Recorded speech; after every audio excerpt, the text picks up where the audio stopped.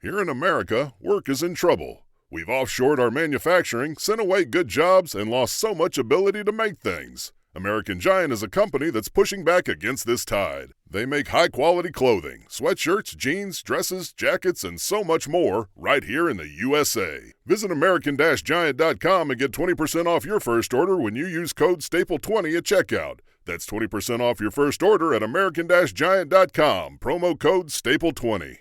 Always follow the money. That's what I always say. You always follow the money. Yeah. This is Follow the Money with Mitch Moss and Pauly Howard on VSiN. Welcome aboard. It is Follow the Money here on VSiN, the Sports Betting Network. This show is brought to you by DraftKings. We were trying to connect with Arash Markazi, who covers LA and Vegas sports, get into some of the coaching stuff going on in the LA area. A little early in the morning here today, Pauly, as Super Bowl Exactas now becoming more and more popular every single year. And it depends on, again, how many outs you have, where you live, which books you might take a peek at globally compared to like legally. Some books have them all year long. Others out here in Las Vegas really don't until later on in the year. Circus had them up now for a while. But when you go back and look at the history overall of one seeds making it to the Super Bowl, we got it last year with the Chiefs and the Eagles. The year before that, we had 2 4 seeds in with the Rams and the Bengals. And again, with the new format, this is the 4th year where only the 1 seed gets the bye. So that's also going to be a different dimension to this as well. Down the road, this is very short term that we're talking about, but it also, 3 years ago, we had the 1 seed Chiefs against the 5 seed Buccaneers, and the 5 seed won that, and they killed the Chiefs in the Super Bowl. But if you go back again, the previous time that we had 2 1 seeds was 2018. That was Philadelphia and New England. It also happened 3 consecutive years between Super Bowl 48 and Super Bowl 50. But there was a gap from the early 90s when Dallas played Buffalo. Both teams were the 1 seed. That was Super Bowl 28. We went from that year all the way to 2009, Super Bowl 44, when we had the Saints and the Colts. So 16 years where we never had 2 1s meet in the Super Bowl. And here at Circa, they had that prop up a while back. Who's going to win it? You get San Francisco and Baltimore or the field. It opened up minus 115 each way. San Francisco and Baltimore, they were bet to a little bit higher than $1.70 yesterday. The field got to plus 140 in that range before it came back a little bit yesterday. Niners have been so good this year, especially in their wins. Every win has been by 10 plus. And the one time they didn't win by double digits, McVay kicked a field goal at the gun, that game in Los Angeles. But between this time off, and I don't think there'll be a rust factor, and Shanahan against Barry, I love that matchup for San Francisco. And we'll see what they can do and frustrate Jordan Love. I mean, everything you said, this ridiculous touchdown to INT ratio the last 9 weeks. He has plus money, no interception is plus 125. He's thrown 1 in 9 games. So this is the runs. And I know what happened. You have to dismiss and throw out what happened in the Monday night game against the Giants. But the run he's on and not turning it over and carving up the Vikings and what he did against Chicago and also last week, an impressive run. Getting his star players back too. But I just think the Niners are going to be too much here and should be able to do whatever they want offensively. Again, that's the favorite, obviously. San Francisco over Baltimore is 4-1. Baltimore over San Francisco is 5-1. And if you're betting this stuff early in the season, like we were getting on Twitter earlier today from people who did this back in September, that matchup was 180-1, San Francisco over Baltimore. But again, when you go back, it looks, wow, how did I not bet 180-1? Well, remember what Baltimore, they were thought to be a player this year, but the AFC again. Oh, the injuries. At the very top was supposed to be completely loaded. Right. Well, look at the division. Sure. The last place team was Cincinnati. They had a winning record, and they still lost Burrow. So there was a lot of love and hype for Baltimore coming in, but it's the easy way to say, I told you so now. But they also benefited from key injuries and 2 big quarterback injuries in their own division. And certainly what happened with Rodgers, that eliminated the Jets. And then you thought, well, you have to work. It still can happen, but Kansas City was a disappointment. They were a mess offensively. Buffalo was 6-6.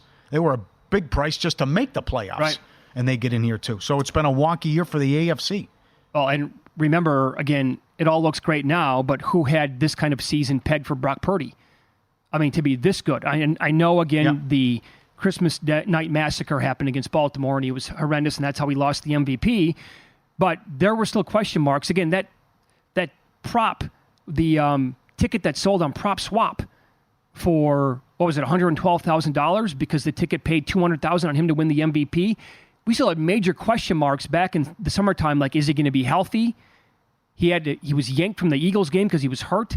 We didn't know if he was going to be ready for the season. Is it going to be Sam Darnold? Reports out of camp in San Francisco said, one guy who's covered the Niners for like 30 years said Darnold has his deep ball is as pretty as Montana's or Steve Young's. We're like, okay, knock it off. He's like, no, seriously. But that was going on with San Francisco. And also Philadelphia was supposed to be a machine this year again. That never played out. Right. And, again, looks great now. But if we don't get the 2-1 seeds overall, and your most chaotic scenario in terms of what Las Vegas would look like, that's possible to get Buffalo and Detroit out here. And that pays in the 20-1 range or 25-1 range right now at DraftKings. Yep, 22 and 25-1. And then the world ends after the game. Absolutely. Not the crazy fan base is coming to town. And then to think one of these organizations, they're going to win a Super Bowl. And just what's going on in Detroit is awesome, and it's madness. That game Sunday night, you're talking highest rated playoff game. The only thing that compares to it is a Super Bowl. And now it's the get-in price, highest priced divisional round game ever. And I would love to see Detroit and San Francisco. I think the Niners will do whatever they want on offense, but that would be a fun game. They probably would. And that would be it'd be an awesome NFC title game. And, too bad the Cowboys vomited on themselves. But there's you mentioned you threw out the Love angle and also Stroud. You're high on Stroud in terms of this game Saturday, how hot he's been at that they go in and could surprise Baltimore or keep it close. 250-1 to win the Super Bowl, still alive. Tampa, 225-1, still alive. Love, Stroud, the Lamar Purdy angle, 1-2 in the MVP race. Mahomes, Allen, Baker going against Goff. Two guys, get out of here. Did you see this from Carolina? That when he was there, Baker was on the scout team and he was lying and got his hand in the dirt on one play and it looked like he's playing deep. What are they doing over there? People tweet there should be an investigation with this franchise. Carolina got rid of him. Cup of coffee with the Rams. Tampa reluctantly, okay, I guess we'll take you. You'll be our quarterback. Oh, they win the division. And now they have a chance to go to the NFC title game. But the tickets that are out here, and going back to, you said, well, it's easy to say now, but to tie in the Super Bowl drafts, the blackjack drafts we had, the thinking was, if it's not San Francisco or Philly, I mean, those are the only teams that are going in the NFC. I don't want anybody else. No, there was another thought, too. It was because what if one of those teams doesn't pan out and you have a total long shot come on board and they could, shock the world? Mm-hmm. I mean, at the time... No, you're right. It was, but yeah, going in August. It was good point about Philadelphia. They were so hot. We had so many unknowns about Green Bay. And it kind of played out that way, right? Because we had a long stretch where Jordan Love was not working. I mean, if you could go back and play the season again with how he's played right now, this team probably wins 13 games. The long shot angle was like a New Orleans or Atlanta, someone to win that bad based division. On the schedules. Not Tampa, though, because they went the 28th in that draft that we had in August. Could you see both 3 seeds getting there? Could we get the Chiefs and the Lions? That, to me, is possible because you can't rule out the Chiefs. They can easily go to Buffalo and win this weekend. And then beyond that, they're going to be playing to get into the Super Bowl if that were to happen. And also, again, I can't rule out the Lions because the variance with this team, like the ceiling here, is super high because it needs to be pointed out that the head coach does a lot of weird things during games. Okay. So if they go for it 5 times against San Francisco on 4th down and they get it every single time, odds are they're going to have a really good chance to win that game. Mm-hmm. I don't want to see any of the fake punt nonsense again at his own 28-yard line in the third quarter, but he's liable for that every other week, so who the hell knows if that's going to show up again. But I do think the angle here of not necessarily getting both 1 seeds would be in play. I mean, you can't tell me that you're going to be stunned if Baltimore loses to either Buffalo or Kansas City in the AFC title game. How would that be shocking at all? Right. It would not be for a second to me. If I rank them, I want Baltimore, San Francisco. I want the two big dogs, heavyweights going at it. That's how I always want it in the NFL. But then you would like to see Bills, Lions, San Francisco, Buffalo. Can't go wrong there. Could be a phenomenal game. Baltimore Baltimore against the Lions, even though it was a blowout the first time. But I just think that everything's in play for Detroit in just terms of a crazy game, high scoring, because they can't stop anything either. See, I would personally, I don't want San Francisco, Baltimore. I would rather see, because again, with those two teams, you're not guaranteed of a good matchup. How does Detroit play in a bad football game? Like, how do they play in a game that's not entertaining? If Goff throws 4 INTs and that's it, it's a disaster. I mean, they have the offense to score points on anybody, and they don't have a good defense. I'd say the same thing about Green Bay. At this point, this stage of the game, how are they going to play in a game that's not, like, entertaining? Even though they blew out Dallas, that was still an entertaining game on Sunday. I got a kick out of it for 3, maybe because I like watching Dallas go down like that. It's very hard. You did it earlier in the show, ranking the top 8, the last 8 quarterbacks that are remaining, ranking them. It's hard. Oh, it's an impossible. It is impossible. Task. Because it's also what are you looking at for characteristics, and how do you want to rank them in terms of what's. I mean, you have to win one game. Right? We don't want to take Mahomes based on what he's done in his career. Right. And then you had the Purdy meltdown on Monday night. Baker Mayfield's been a great story, but Goff can implode. Mayfield can implode. And how much stock do you put into this year compared to previous playoff seasons? Stroud and Love are hot, but they're also 10-point dogs, and they're going against the two best defenses in the league. Yeah. So there's a lot going on here about how you want to rank it.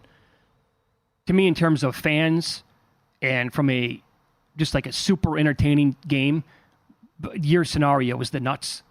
Buffalo and Detroit is crazy good. Yes. Out here, perfect conditions.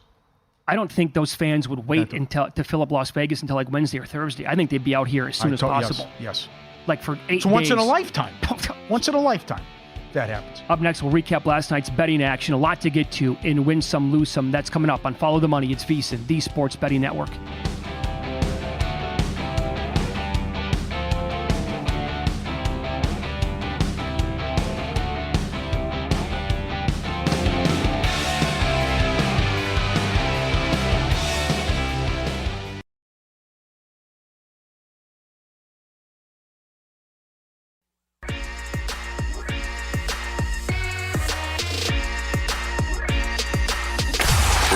Last night? Wow, winning. Or was it a rough one? Well, they can't all be winners, can they? Loser! You're a loser! Pauly Howard recaps the night in sports betting in Win Some, Lose Some. Good fun. Great videos and tweets coming up. Favorites last night in hockey, 8-0 straight up, including the Edmonton Oilers, who have won 11 in a row. Whew, what a turnaround. Incredible. They're playing great hockey. They covered the puck line as well, and they were losing in the third period. Favorites in the NBA went 3-0 straight up. The Winnipeg Jets do it again. Islanders had 2 goals early in the third period, but Winnipeg wins 4-2. 33 games in a row. They've held their opponent to 3 goals or fewer. The record's 44 by the Boston Bruins in the 1928-29 season. They've held opponents under their team total 21 in a row in regulation and 20 of 21 overall. 4-2 Jets. Come on. And you like betting on streaks, yet you went the other way. You pulled a Costanza yesterday and went the opposite. Yep. Bad move. Well, they had 2 early.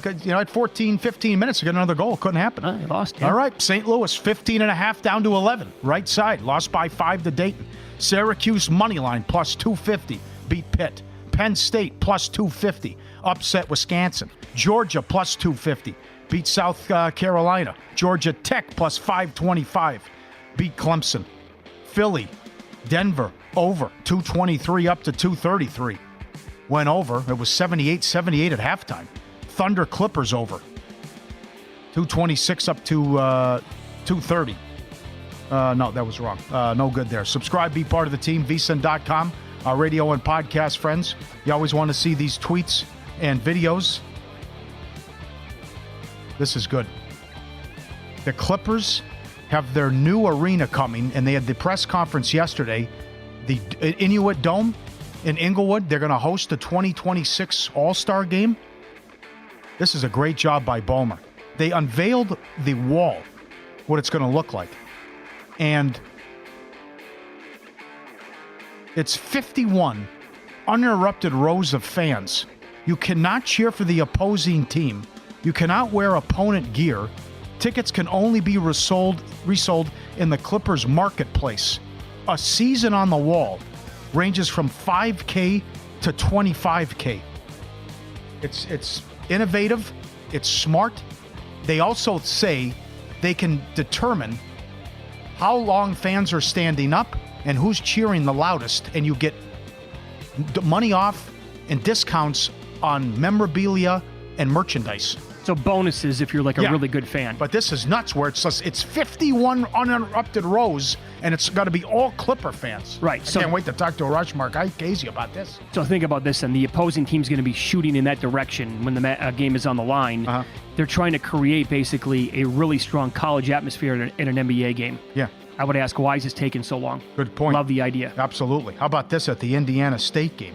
We're on a nice run here. A guy did it for $100,000 at a Lakers game. That was his actual shot. This guy has to make a putt from the full-length court, from under the one basket to another. $10,000. He nailed it right down the middle. In your face. Tiger Woods couldn't even do that. Now, this is great. Yeah, right. He has to split it right down the middle for $10,000. If it goes to the left or the right in one of those two holes, $100 gift card. Here's your consolation prize. Sure, quite set the of difference. steak knives. Right. Oh, God. I can't believe that. That's the second time in a week that's happened at a college venue. Set of steak knives. Good. Look at that. He nailed it. Now, how about this? The other day at the airport, someone was waiting to get on their flight. They won $1 million jackpot on a slot machine. What would you do? It also was phrased, what's the first thing you would do by Las Vegas locally? I mean, if you don't even tell your wife. It's like, sorry, I missed my flight. I have to hang out. You're not getting on a flight. No, that's the you first thing. You just won $1 million. The first thing you do is you're right there. So you go up to the gate and you say, I need a flight tomorrow or the next day. I'm staying in Vegas for a couple of more days. That's the first thing that you do. And then you get on the phone to you're on such a high. Whatever you do for a living. Yeah, and you're right. like, if they don't understand, then quit the job. Yeah, right. Right? They'll understand. If they don't, then that job's not for you. Absolutely. A lot of people said, well, you upgrade to first class. No, you don't get on the plane. You're going to leave? Come on, what's wrong with you? Getting on the plane? Absolutely. Play a little roulette. Syracuse pit over, 143 up to 148. That was no good. Lose some. Oh, this is bad. This was lose some. This guy thinks he's on the team. 502. How about this from the Bills game? The guy went to the game dressed up as Josh Allen, like in full gear. Look at it. He's walking around in the parking lot. He's got the helmet on, the whole outfit in uniform. It's like just sitting like, well, it's so cold, I guess. You got the guy next to the camouflage. What war are you fighting in, buddy? But look at Allen here where he's walking. The guy's dressed as Josh Allen with everything on. Thinks he's on the team. This is phenomenal video. The guy can't believe it. The guy's sitting there in his house. It's a billy goat? It's a goat. A goat came in and fit through the doggy door, and the guy says over and over again, how did you do that? How did you get in there? That is built for my small puppy, my small dog that I have. And the other two goats are like, yeah, I'm with you. How did you get in there? And the goat's walking around the house. Look at these guys. It's like, how'd you do that? Are you kidding me? Did you look at how does he squeeze through? I can't believe. If you read up on it, apparently they can contort and do weird stuff with their bodies. Oh, I don't wow. know. But the goat fits through the small doggy door. The other two goats are like, I don't know what to make of it. Yeah, and like, the I can't owner's do like, that. how'd you do that? Yeah, did the goat watch the dog do this a couple times to know like that's the spot to go? Yeah. That's you're our right. sweet spot? Sure. How would he even know I could? Right. That works. Good point. Look at him. That's phenomenal video. Andre will put that up later. At Pauly. At It's also a Pauly little Does scary. Like, what can get into my house when I'm not paying attention? Yeah, absolutely. No doubt about it. Joey Chestnut. He's been on the show many times. Professional leader. He's the best. But I didn't even know. I put under lose some. He set another record. He ate 15 bagels in 8 minutes. All right. I mean, when I eat a bagel, number one, it takes a while. Number two, I have to put something on it and then have something to drink and wash it down. Sure. He knocked down 15 bagels in 8 minutes. He has a little water. I don't see cream cheese. I don't see anything. Maybe he could dunk it in the water. I don't know. Now, I will fully admit that I can eat at ludicrous speed. It's ridiculous. My plate or whatever is gone in 30 seconds sometimes. It takes me probably thinking about it right now, top of my head, it takes me at least 4. It's so dry, and you got to chew it so often.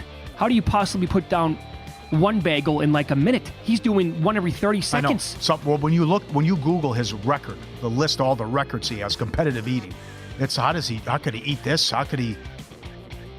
It's nuts. Yeah, that one I can't comprehend. Bad beats, here it is. Kings money line. They were up 22 with 8 minutes left. They were up 113-96 with 5 minutes left. From the 8-minute mark on, they were outscored 32-8. Suns won. You covered with the 4, but the Suns won 119-117. Up 22 with 8 minutes. Everything has to go wrong. And it did. By the way, in regulation. Yeah. So if you bet the Kings, the last thing on the planet that you wanted was overtime. Imagine losing that one ATS. No kidding. TCU +3. You never want the dog in overtime since he got him by 4 in overtime. And go back and up the Thunder Clipper game, 226 up to 230. Yeah. My mistake, 220, and that won. There were 2 unranked teams went off the favorite last night against ranked teams. They both won and covered. That was always a thing when I first moved out to Las Vegas. Yes. You get to know people. They're like, hey, pay attention to this angle. Cincinnati won and covered last night. They're unranked. And the other one was K-State. They went out the favorite against Baylor. They won in overtime and covered. Yes. If you're looking for a betting edge through the playoffs, we have you covered. Become a VSiN Pro subscriber today. Access to the daily best bets with the leaderboard, who has the hot hand, the betting splits, the 24/7 video access. First 30 days, $9.99. VSiN.com/subscribe. Sign up now. There was a third team last night as well, New Mexico. Unranked at home, laying 5.5 or 6 to Utah State, ranked in the top 20. And New Mexico won 99-86, like you said. So to score 99 points, and they're good. They are. That's a great home court advantage, as we talked about yesterday, and that was an easy winner. TMZ and Pro Football Talk. Jim Irsay was found unresponsive and blue during a suspected overdose in early December. Paramedics saved his life. They brought him back. They gave him the shot, that drug that they give people when it's usually a suspected overdose. He hasn't been around the team since. He told Andrea Kramer in December, HBO, it already happened to him. He overdosed before and was brought back to life. He's been to rehab 15 times. Guy was blue. It's over. Ball game. It already happened to him. They brought him back again. It's Pulp Fiction. Can the NFL step in here and force him to sell the team? I mean, there is something out here in Las Vegas like... Well, look what it took for Sterling. Everyone knew he was a racist and a lunatic, and you had to get the recording before they banned him for life. You cannot own a casino if you have a history of drugs. That happened out here when the Sahara turned into the SLS. The guy who owned it, they realized, wait a second here, he's got a history here. He can't own this. Well, the gaming board told Trump to take a hike. Yeah. That's another one. Not that Trump has a drug problem. You know what I'm saying about what, yeah. So that guy was forced to sell. Yeah. I mean, 15 times to rehab, second time he's OD. Yeah. I mean, what's going to help him at this point? Not much. Mercy. Up next, oh, this is great, Paul. I must remind you in the audience of the Kirk Cousins curse.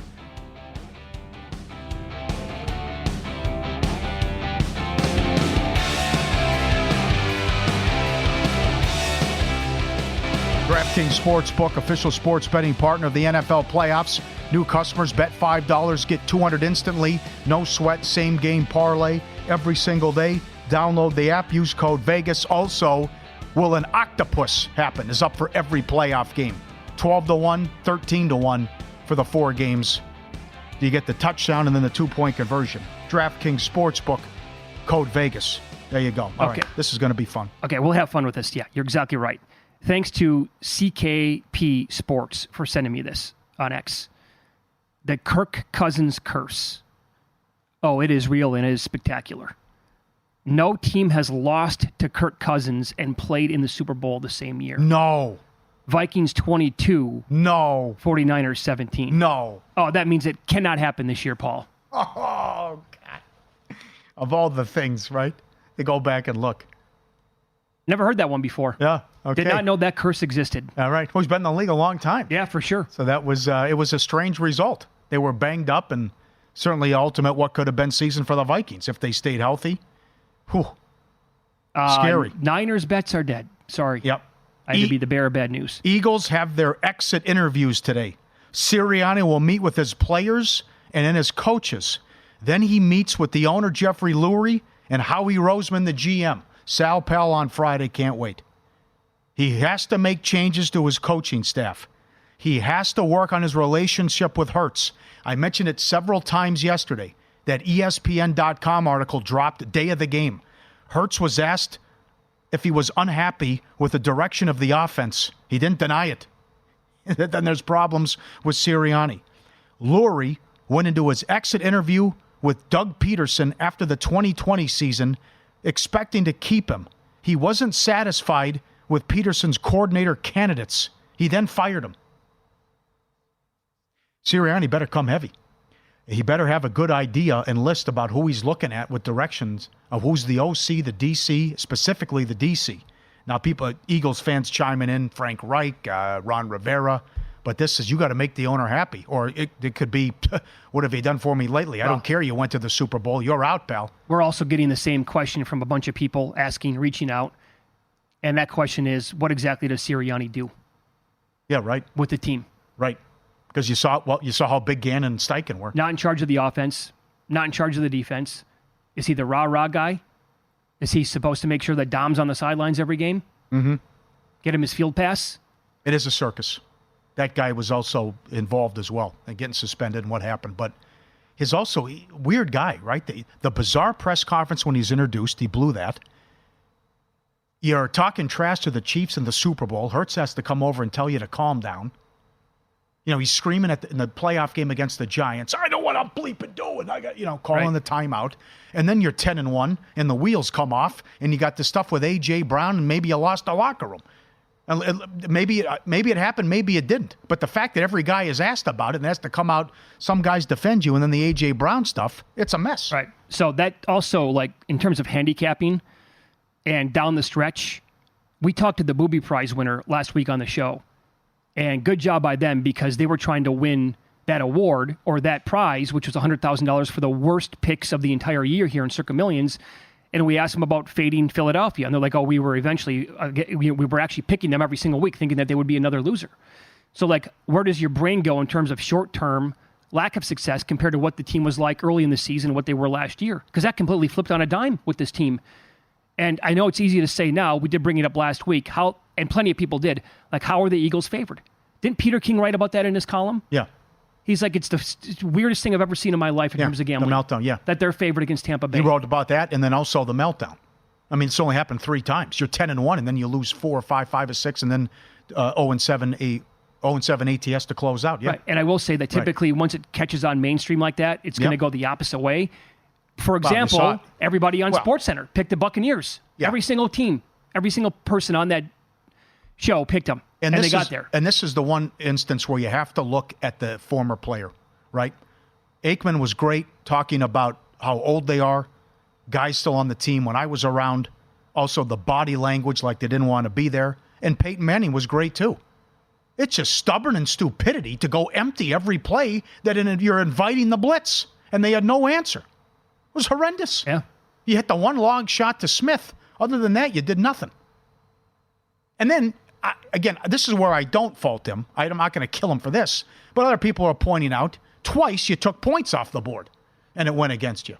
So it was just how they lost, how it ended, and they looked horrible on Monday night. Based on how the defense performed for 2 straight months, including that playoff game. Patricia thing was a bad move, too. They were not winning that game. No. I don't care what he did with the points. But the tackling on some of those long receptions for the Buccaneers, again, you're cut from your high school team if you play like that. That's how awful they were. So now, again... all-time bad. I've never seen anything like it. No hyperbole. That was the worst display of tackling you're ever going to see. And taking angles, bad angles, and running to run into each other. Down. Again, they had that too on the touchdown. Tampa had 157 yards after contact. It's a travesty what happened. Mm-hmm. All right, let's stay in that area. Bill Barnwell, ESPN, put up a poll, 60,000 views. Who's the starting quarterback for the Steelers next year, week 1? 23% Justin Fields. 20% Kenny Pickett. 5% Mason Rudolph. What were you watching the last month? Somebody else, 51%. Yeah, somebody else has to be the favorite. I don't know. I mean, if Tomlin's going to come back and play out his contract, 1 year left, it cannot be with the two quarterbacks they had this year. I'm not even going to include Trubisky. It can't be Rudolph. It can't be Pickett. It's got to be somebody else. Concur. Now, this is where it gets wild.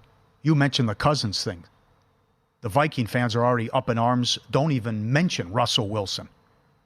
Maybe there's something where Cousins could go to Atlanta, and that really, maybe that's out. Maybe that's why Belichick wants that as well. But who does Atlanta get? What happens there? What do the Bears do with Fields? But, Russell Wilson, other quarterbacks could be out there. Some of these landing spots, this is where it's fascinating. So, wait. In the offseason. So Vikings, what could happen? This is typical for any fan base, right? Pretty much. Right. Vikings fans don't want Kirk Cousins. They haven't wanted him for like 3 years now. We got to pay him a lot of money. That's one thing. Sure. Yeah, he only has one playoff win. They absolutely don't want Russell Wilson. Yeah. So then what's their answer then? I don't know. Well, certainly not Mullins or Hall. Not Dobbs. Do you want to trade for Patrick Mahomes? Would that make him happy? Yeah, you're right. Okay, yeah. So but they're more, and this is, but good point. And Paul Chartian, who's on tomorrow, K-fan in Minneapolis. They've been doing this his entire tenure there, though. They're not fans of Cousins. That's what I'm saying. And it drives them nuts with the contract. Right. But what are the alternatives? If you're going to, I don't blame you, but you want any part of Russell Wilson, well, then who do you want? Would Kirk Cousins go to Atlanta and put up good numbers? Oh, yes. There's no doubt in my mind. Oh, he absolutely. Would. I don't know how many wins they would have, but yeah. he would have good numbers at the end of the year, if he stayed healthy. Right. And just to think, you're going from Art Smith to Belichick, and then what? Also, happens, even and then whoever the OC is going to be or the head coach, how to utilize those weapons and what they have. Robinson, Pitts, London. Oh. Now you brought something up off the air earlier today. Is this like thrown out there about a team potentially seeing if they can Reich as the OC, Rivera as the DC? Is that kicked around? That's internet conjecture, yeah. And it's a wish list that fans make, or also possible media guys of what they could do. Yeah. It went well the first time around for Reich in Philadelphia. Mm-hmm. It's the reason he got the Colts job. Well, again, I will point this out, as I always do, like just because you're a good coordinator doesn't mean you're going to be a good head coach. Yes. Some people were born to be really good coordinators, and maybe that would be the case. Yeah, right. I wouldn't have a problem with that. Yeah. But that's very interesting that it's, well, I'll bring you back, but what's your game plan to turn this around, and who are you going to hire? The thing that the most ridiculous stat you're ever going to see is how many screen passes the Eagles threw this year, which resulted in negative yardage on the year. Yeah. I mean, you're throwing 500 screen passes. It's like, teams are watching your game film every week. They know what's coming. I mean, it's kind of predictable. Yeah. Will we have a coach or a team fill their head coaching opening by Friday at the end of the show? Yes. So maybe multiple. That's 48 hours and 20 minutes. Yeah. So tomorrow, you think? Will we come in tomorrow and somebody's going to have a new head coach? By end of business tomorrow, yes. Okay. Finally. Gets the ball moving. Where does Belichick go? Where does Harbaugh go? And let's go. Get this going. If the Chargers allow this to linger with Harbaugh and cannot lock him down, oh, it's bad. The longer it goes on, the less I like their chances. Yep. You fired him so early. And now if you can't pin him down, and I asked some people here in town if they would rather have Antonio Pierce and Harbaugh. They gave me Antonio Pierce. And I thought they're out of their minds. Las Vegas fans? Oh, Raiders? Yeah. Oh, wow. I'm like, you don't want Harbaugh, who is a proven winner. You can't ignore what he's done. He will turn wherever he goes into a winner. He will, but he has leverage. But this, I'll take the job if I get J.J. McCarthy. Well, I don't know. I don't know about this now. I don't know if I'm buying that either. Okay. In-pocket plays are coming next here, and Follow the Money. It's VSiN, the Sports Betting Network.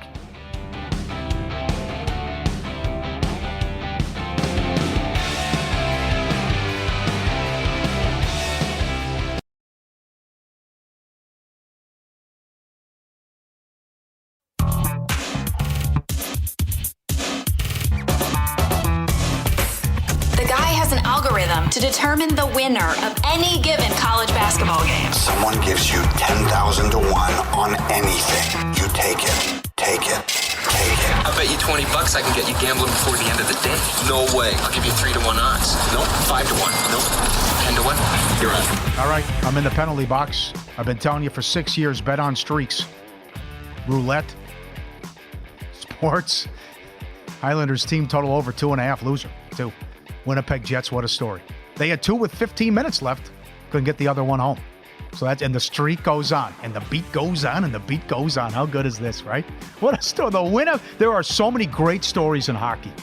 Edmonton 11 in a row. Florida playing great hockey. Bruins in first place. Winnipeg. San Jose's lost 15-16.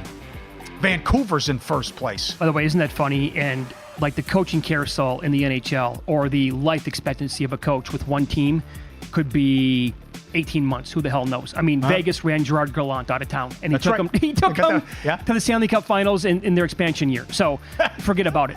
But when a team fires their coach in any sport, like the Edmonton Oilers did a while back now, like, do they do this if they never made that move? That's funny you bring that up, because they asked McDavid and others, did he lose the locker room? They said no. Well, there was clearly something wrong. Yeah. Tampa +6. I'd love to see Detroit make a run. It's also a mini hedge. It's up to 6.5 now. I think it's too many points, but I also have a big future on the Lions. Okay, all the new stuff. Every team to score a touchdown this weekend. Yes, -$2. Let's get it again. It won last week. Now, this is surprising. I like both of these. Will Jordan Love throw an interception? No. +125. He's got 1 the last 9 weeks. Will C.J. Stroud throw an interception? No. +125. And we're back. Got a little bit of a lull here with the soccer. League One. Peterborough, Shrewsbury Town over 2.5. Apologize for the juice. Jimmy Crack Corn, let's just cash the ticket. 13 of the last 14 matches, Peterborough has gone over 2.5 goals. It's our new Cheltenham Town. Let's go. Over 2.5 Saturday, League One, Peterborough, Shrewsbury Town. All you can eat. All right, best of luck. Got a winner last night in college basketball. Went to overtime. Never in doubt. Okay, but they did go off as the favorite for what it's worth. I got +1.5 on the show yesterday. Beat Baylor in OT. That was a winner yesterday. And as for tonight, I'm going to battle with the Jazz -3.5 at home against the Warriors. Who knows? Could be the wrong time to step in here on this show with Utah and bet them 16-4 at home. ATS, best team in the NBA. They are covering by 9.7 points per game at home. Warriors are a total mess right now. Do they get it right tonight? Maybe, but I'll bet against it and have done so with the Jazz -3.5. There you go. Well done. Start your morning with a daily dose of winning strategies, insider tips, and the latest buzz with the free VSiN daily newsletter. Any question you want about the website and the app, contact Bill 80. Get expert analysis and the latest odds delivered straight to your inbox, absolutely free. VSiN.com/newsletter to subscribe. Zach Lowe, Brian Windhorst, very good covering the NBA. Love them. Really like their podcast. Zach Lowe, also echoing your sentiments. It's the end of a dynasty. It's over. Windhorst won't go that far. Saying, I've seen it before where teams can turn it around, even in January and February. We saw it last year with the Lakers, although they made some trades. It's just, Thompson, it's over. Draymond Green's a mess. And all these picks haven't worked out. There's infighting as well. And again, the schedule has been a joke as far as it's been very easy. Still losing record.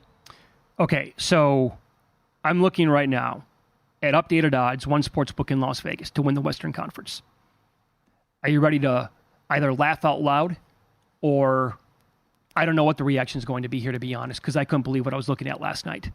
This is last night. This is updated as we speak up to the second. Okay. To win the Western Conference, Nuggets +165. Lakers +350. Warriors +375. Oh. Clippers +375. T-Wolves 5-1. Suns 6-1. OKC 9-1. Mavericks 15. Kings 17. Pelicans 18. What on earth do they have a glitch in their system? That's like from August. That's September. Maybe they haven't updated. I don't know what the problem is here. Well, but this should be obvious to everybody in the audience. The worst imaginable bet that you could ever make, I think, in the history of this show right now would be the Lakers at +350, the Warriors +375 to win the Western Conference. Either one of those. Those are Golden State. They might want to hit refresh on their system wherever they do that. Oh, wow. It reminds me of a lot of when Tiger Woods was involved, but you see these golf futures where like there are 5 guys that are like 5 or 6 to 1 to win a golf tournament. At DraftKings, Golden State's 3 to 1 to make the playoffs. Oh, and yeah, plus 375 right. in another book to win the West. Yeah, we talked about it Monday. You know the house rules and have as many outs as possible. And I brought up the Aaron Jones prop that scored 3 touchdowns. I saw 18 to 1. I saw 55 to 1. Good point. I mean, now, it's just... we did this a couple of weeks ago. We're like drawing lines through teams in the Western Conference, right? And because we were making the case for the Thunder, the T-Wolves, the Clippers, and I was drawing lines through a bunch of these teams. One was Golden State. One was current state of the Lakers unless they make a move. We brought up the Suns, and we said at the time they were not great, but we did not see enough of their big 3, obviously. So we did not draw a line through the Phoenix Suns. We thought about it, but said we need a bigger sample size, obviously, because Beal was never playing and whatever.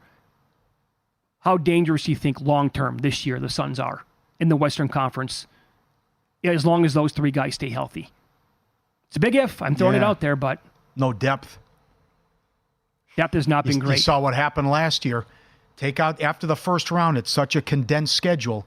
And if you're playing every other night then, and these guys are going to play so many minutes, I hate to say it, but I think the injury was coming with Durant. He's playing so many minutes, and he had to carry him while Beal was out. And you still see, 4 or 5 back of the Clippers. We got to go to L.A. and do a show if the Clippers make the finals, especially if it's Clippers-Boston. Oh, that'd be great. Do the road trip. But I'm loving what I see from the Clippers. I know we both got futures on the T-Wolves. That's a great story. That's real. I mean, we're almost, we get to the deadline coming up, and then we get the All-Star break. You come back, there's only like 20 games left. So imagine what that stretch of sports would be like. Hell is going to freeze over. Yes. If we get the tortured fan base Super Bowl, Bills-Lions, and a couple of minutes later, the Clippers are playing in the NBA Finals, something freaky is going to happen. We've been here before, too. Clippers have choked in the playoffs. Sure. And this team has all kinds of issues, and Paul George and Kawhi have to stay healthy. That's first thing first. But so to flip it, if you want to do the tortured fan base parlay this weekend, that would be Chiefs on the money line to beat the Bills. Right. And the Buccaneers to beat the Lions outright. That pays around plus 670. We'll call it the tortured fan base parlay. I hope they can win. I'd love to see it again. I've had Chiefs fatigue for so long. I think that most of the country does now. But this would be just phenomenal if the Bills can do this, make a deep run. So I ranked the quarterbacks earlier. That's right. You said I was going to put Josh Allen too high. I had him 3rd. Yep. Where would you have him? Remaining quarterbacks in the playoffs. God. I put my list together. I gave up. It's so hard. It's very difficult. Because if you go based on this year and look at it like advanced stats, Brock Purdy's going to win everything. But also I think going on EPA is just like EPA stats for 1 year is watch the games also. And EPA doesn't tell you the entire story. They're on a great streak and a nice run, but it's also been, with using the running game, using Allen's legs and feeding Cook. And the silly turnovers continue to happen. He did not play well against Miami. That was 14-7 in the fourth quarter. The punt return changed the whole game. I think there's a good chance they lose that game without the punt return. Probably. Would you have Lamar Jackson over Josh Allen? Oh, we only have 8 quarterbacks remaining. I know. I see the report. He's got a different look in his eye, and he's motivated and everything. What happened in 2019, I think I would. It's tough, though. But you can't get away from the turnovers and the interceptions and the dumb throws. That's a big reason why they were 6-6 to start. Here's the tweet, by the way. Last 3 years, Lamar Jackson, ATS, is a favorite of 7 or more points. Yep. 1-9, ATS. Yep. Well, Josh Allen was 0-9, and they got the cover last week, but I know that's alarming. But they also have a nasty defense. If we get Buffalo and Baltimore to go to the Super Bowl, which guy are you going to trust more in that game? I'll go Lamar at home. At home? Because it's at home? Right. Now, Allen beat him on the road. He did not play well in that game. Lamar threw a pick 6 in that game, and the Bills won. I loved Baltimore in that game. And Allen beat him and outplayed him. And Allen has been awesome against Kansas City. Who can forget the Gabe Davis game? And I know. Yeah. But it's a tough call. But expect the unexpected, though. Maybe Stroud is Superman. Maybe Love does it again. Maybe Baker plays well against a bad Detroit defense. If you miss any of the show, you can search Follow the Money wherever you get your podcasts. Good luck tonight.